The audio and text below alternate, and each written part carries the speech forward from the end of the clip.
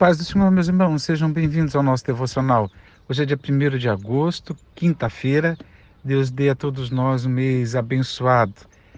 Deus te abençoe. Dizem que a sensação é do mês mais comprido, né? Vamos experimentar. Vamos ver se é verdade. Deus abençoe, meus irmãos. Mateus 16:6, vamos ler juntos. E Jesus lhes falou: estejais alerta e acautelai-vos do fermento dos fariseus e saduceus. Quando Jesus fala isso, é uma palavra de uma recomendação, uma advertência, para tomar cuidado, para ter cautela na vida, porque as coisas espirituais elas estão sempre nessa vibe mesmo, da cautela, do cuidado, porque existem muitas realidades espirituais e elas brigam entre si. Não é o mesmo poder, né? Porque Deus é um, único, Criador de todas as coisas, o Todo-Poderoso. E o inimigo das nossas almas, a outra realidade a que me refiro, é um ser criado, que não é infinito, que não tem todo o poder, mas no que diz respeito à espiritualidade dos seres humanos, ele compete, né? E de maneira competente, né? Insistente. Mas não só o inimigo das nossas almas, mas nós mesmos somos capazes, por não compreendermos o espiritual como deve ser, né? E a expressão de melhor, não vou dizer melhor, mas pelo menos era marcante, expressão marcante da espiritualidade ou de ser espiritual nos dias de Jesus eram os fariseus e os saduceus. Eles não se davam bem. O farisaísmo continua até hoje por causa da literatura farisaica que os judeus ortodoxos leem até hoje, né? Os saduceus no começo anos 70 tal, eles acabaram, não existem mais. Mas nessa época eles eram extremamente ativos, eram referências para o povo, era aqueles que doutrinavam, ensinavam o povo e eram tidos ou considerados referenciais. Mas Jesus se opôs a eles porque neles tinha o que a gente chama hoje de espírito religioso, ou seja, aquilo que não é exatamente o ser espiritual. Não eram, portanto, personalidades espirituais que abençoavam pessoas através das suas práticas e lições e intercessões e tudo mais, mas eram religiosos. E a religião, ela ocupa o lugar do espiritual de maneira muito perversa, porque fica apenas a aparência do que é espiritual, mas na verdade não é, né? O problema da religião é que ela é um disfarce. Ela simula a espiritualidade, mas ela está revestida de carnalidade, de más intenções. Sobra caras e bocas, entenda isso. Sobra feições, máscaras, como diz na psicologia, personas, né? Mas falta essência, falta íntimo, falta coração e espírito quebrantado diante de Deus. Então, o problema da religião é esse. E Jesus está advertindo, vocês tomem cuidado, né, com o fermento. Quando Jesus fala isso, os discípulos não entenderam. E começaram a discutir entre eles, porque a gente não comprou pão, vai faltar pão. E Jesus falou, escuta, vocês não presenciaram, vocês não foram testemunhas de 2 multiplicações de pães? Então, como é que vocês acham que eu estaria fazendo a advertência com relação ao suprir-se de pão ou ter provimento de pão? Isso não é problema. Eu estou falando de coisa mais séria, coisa mais profunda. Obviamente que eu já estou falando com as minhas palavras, né? É como se Jesus quisesse dizer: isso aí é coisa que eu resolvo, é coisa que está no meu controle, né? É coisa que não é para vocês se preocuparem, né? Mas eu quero dizer para vocês o que vocês têm que se preocupar. Eu ouvi de um jovem no domingo, muito entusiasmado, muito bonito de ouvir o jovem falar. Ele disse que a gente precisa saber escolher as guerras que vai lutar, né? Entre outras coisas que ele disse. E é como se Jesus dissesse: gente, a guerra, agora entre aspas, guerra aqui é a cautela. A cautela, o cuidado de vocês não é com o que vai comer, com pão. O cuidado que eu quero que vocês tenham é com a falsa doutrina, né? E que Jesus chamou de fermento. A confusão aqui é porque nunca antes doutrina foi chamada de fermento, né?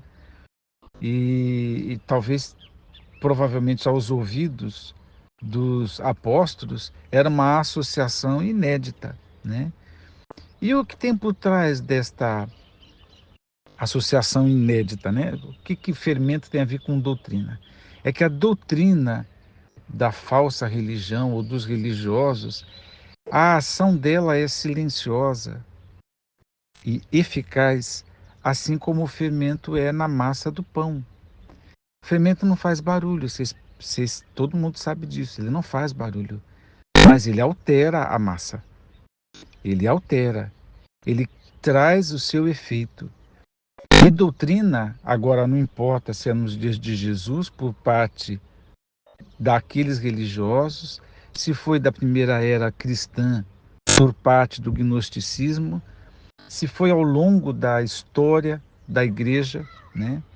Não importa aonde, e hoje em dia ainda aparecem doutrinas que não são da Bíblia, né?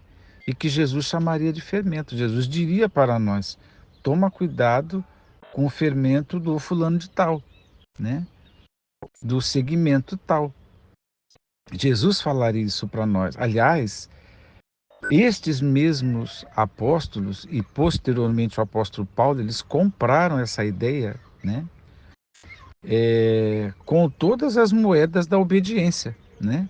Tanto que eles combateram a falsa doutrina em todas as suas cartas, todas elas. Eles eram verdadeiros apologistas, eles defendiam a fé cristã, a doutrina do Evangelho, da palavra de Deus, com palavras contundentes, com argumentos, com retórica, com inteligência, e às vezes bravo, como o apóstolo Paulo já teve um momento dele ser um pouco mais contundente, mais ríspido, mas todos eles bateram contra a religiosidade, ou como Jesus chamou aqui, o fermento. E o porquê disso? Por causa dos efeitos negativos, por causa da corrupção. Assim como o fermento leveda a massa, altera a massa, a doutrina falsa ou a falsa religião altera a massa da cristandade e tira ela da forma que ela deve ser, altera para uma outra forma que nunca deve ter, né? Então, quando Jesus fala a respeito disso, para tomar cuidado, ele, ele tem razão, não tem, meus irmãos? E a gente tem que tomar cuidado até os dias de hoje. Só que Mateus ter registrado isso aqui é importante para nós porque a gente descobre quando a gente vê qual era a essência da doutrina de fariseus e saduceus. Tem três coisas, pelo menos, que a gente pode falar. Primeiro era o orgulho, né? Segundo, a hipocrisia. E terceiro, uma mentalidade mundana, né? E por que que isso, que é uma observação dos estudiosos, é, é certeiro, é assertivo. Por quê? Porque era isso mesmo. Olha para eles, se eles não têm o orgulho de achar que as suas superstições, as suas, a sua cerca legalista, né? Aquele monte de leis que eles inventaram, né? E uma série de outras coisas que eles praticavam no lugar do espiritual. Então, tudo isso aí trouxeram para eles a tal da justificação ou autojustificação, ou seja, eles achavam que a prática destas coisas os colocava numa posição de amados por Deus, aceitos por Deus, mas na verdade não era, era um grande orgulho, era uma grande pretensão. A outra coisa era a hipocrisia. Por quê? Porque Jesus deixou claro. Eles criaram um monte de regras, eles não praticavam. Eles mandavam praticar, forçavam as pessoas, perturbavam a consciência do outro, mas eles próprios não praticavam aquelas aquele monte de mandamento. Então era hipócrita, né? Era falso. E era falso também as aparências. A aparência de quem jejua, né? A aparência, tudo exteriorização para mostrar para os outros. Por que que era falso? Porque eles não eram espirituais, né? Eles não eram espirituais. As chefias deles eram cargos políticos nesta época. Eles não tinham um coração de joelhos na presença de Deus. Não tinham, né? Então esse é um outro fermento. E o terceiro é essa questão do apego com as coisas mundanas. E eu estou falando mesmo dos saduceus que não acreditavam no mundo espiritual. Não criam em anjos, em ressurreição e uma série de coisas. Ora, eles não criam, perdão, eles não criam nestas coisas e, obviamente, as suas palavras e ensinos eram desbancando todas essas possibilidades do mundo espiritual. Não criam, portanto, no vida após a morte, ressurreição, uma série de coisas. Completamente o contrário ao que Jesus começou a ensinar, né? E da experiência na própria vida de Jesus e a experiência de todo o Antigo Testamento, que foi anjos que trouxeram mensagens e tudo mais, tal, e eles não criam, né? Não criam em espírito humano, portanto não criam em espiritualidade, só em regras. Gente, vamos olhar para nós, para eu parar de falar.